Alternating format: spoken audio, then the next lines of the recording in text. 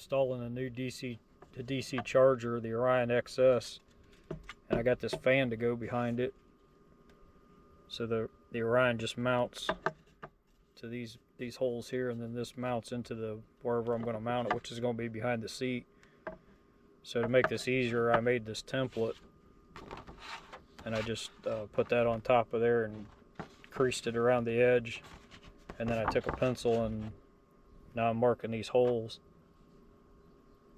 So then I can just cut this out, tape it up there, and then I'll know where to drill the holes, because I don't think I have anything to mark through here. This thing's, I mean, I'd have to go through this entire thing to mark that on the wall. It'd be easier than trying to hold it up there and just put the screws. So I'm just going to do that, pre-drill the holes, and then I can mount this.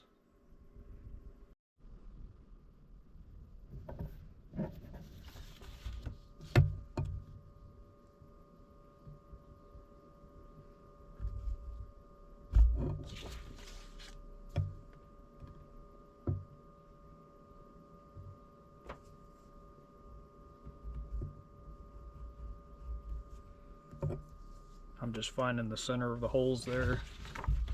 I just took my pencil and scribbled over it, and it gave the indication of where the holes were at. So I'm just putting a crosshair there to drill through.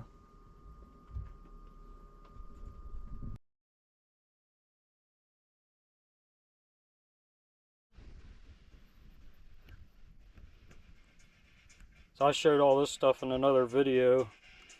I don't know if I showed this, where I had to move my DC charger. Oh, let me turn this music off. I've had this just temporarily sitting here. It's not even mounted to anything, and it was supposed to be just for a few months, and it's been over a year now. So today I'm taking all that off. Like I said, I'm putting that Orion in, and that's going to mount like right back here. There's a spot that'll fit perfect right above where the wires come out. And I'm not using the engine detection. I'm using this D+ source right here to turn it on and off. So that this is the wire that came. I think there's a kit I bought that had a lot of this stuff in it, the wiring and stuff. But the D+, I'll take this bridge out, and that D+ will go to that H terminal right there, and then that'll turn it on when I turn the ignition on. It's basically the same thing as this does.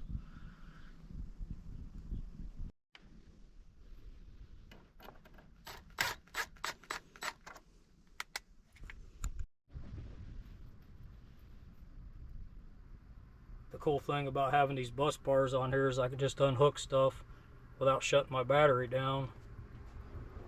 So I was able to put my fan on me. It's getting a little warm in here. The problem with that is I took this wire out, but before I did that, I unhooked it and I arced it a little bit. So everything's still live when I'm working on it. So what happened was I was taking that negative off and the positive off the back of here, and they touched and it arced a little. So it didn't hurt anything, but I just took the positive wire, just unhooked it from the bus bar right there. I got to change that fuse out anyway. And I took this wire out, and it'll make it easier for me to work on, because I have to put a ferrule on one end to go into the new charger.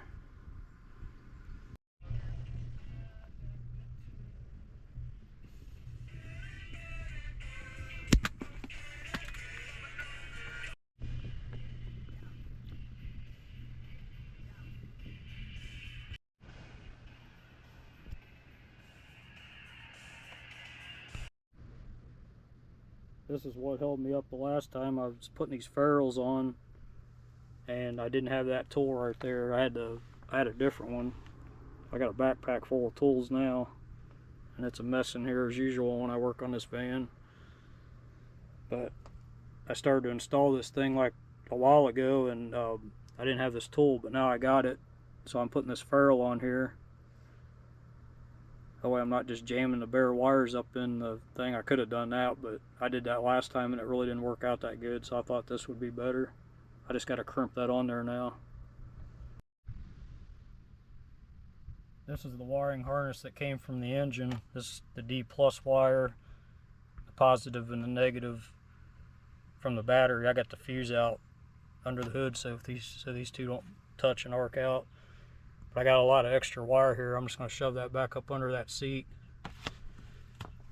That way, if I want to change anything, I still got extra wire, because I used to have this DC charger mounted here, so it came all the way in here.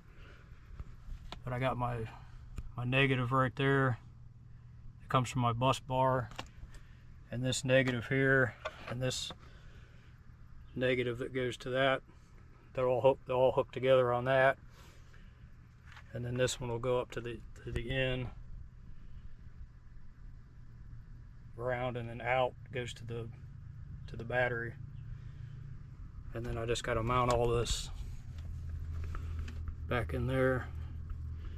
And then I got to wire that fan up. And I've got to make a wiring harness for that. And then I think I'm just going to put that onto my a distribution block right there and put a 5-amp fuse in it.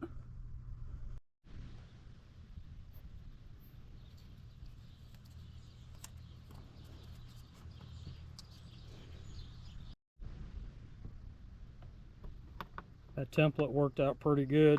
I was able to pre-drill the holes, and then I took my impact and ran the screw in and backed it back out, because I knew I'd have to do this by hand.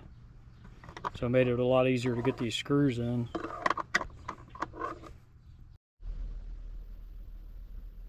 I got it installed. I'm about to test it out. I was trying to hook to the app, and you need this code here, and I didn't have it. I just put that sticker on there just now. I was trying to connect to the app here. So luckily I found that. So I'm getting ready to set that up, and then I'm going to start the van up, see what it does. Alright, I got the engine running. Everything seems to be working. It's charging at 30 amps because that's what I set it at. It can go up to 50 amps, but I want to go up slow just to see. I think I got a 100 amp alternator and I should be good at 50 amps. But I'm just starting off slow to see how it works. I shut the engine detection off. I went to the cog up here. There's the graph. That ain't really what I meant to go to, but let's see if I can get back to the, there we go. I'm trying to do this, I'm gonna hold my phone and the camera at the same time, but I went down here to engine detection and shut it off, and I changed the input and output current to 30 amps, and the engine detection's off because I got that D+ trigger wire on there. So I've been running my AC, trying to run the battery down a little bit so it'll actually charge, because my battery was kind of full from sitting here in the sun. But there it is. That's, now I got room down here where I had that Renogy one just sitting there and had that box there. Now I got a room back here to store stuff.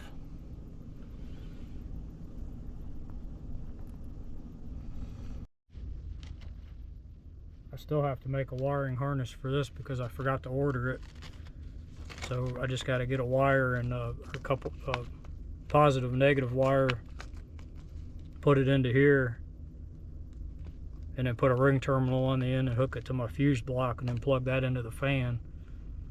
So the DC charger's working right now, but the fan's not going to work because it don't have any power going to it. So I'm about to see what I got to make that wiring harness. I just wanted to show this wiring harness, just close out this video. It's just two wires, positive, negative. Hooks down here in the bottom of my fan, and that'll just kick on when this gets hot.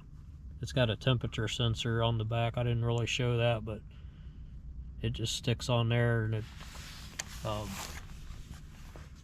kicks the fan on when it gets hot at a certain temperature. But yeah, I'm gonna close this video out now. That's the final install right there. So I hope that helps anybody that wants to install this in their vehicle. Blue Highway.